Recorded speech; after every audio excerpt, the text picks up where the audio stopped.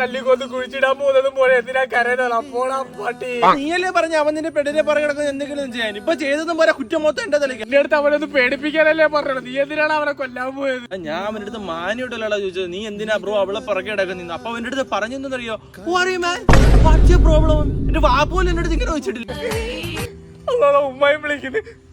Hello പുറത്താമ്മ. നിന്റെ sound ഒന്നും വല്ലാതിരിക്കുന്നത്. ഒന്നുമില്ലമ്മ. നീ ആരാ കൂടെ നിക്കുന്നത്? കാസുണ്ട്. നീ അവന്റെ ഫോൺ കൊടുത്തേ. എന്ത് പറ്റി മോനെ? അവൻ അയ്യോ, അവൻ കളിക്കാൻ നേരത്ത് പെട്ടെന്ന് ഔട്ടായിപ്പോയി. അതിനടുത്ത് കരയുന്നു.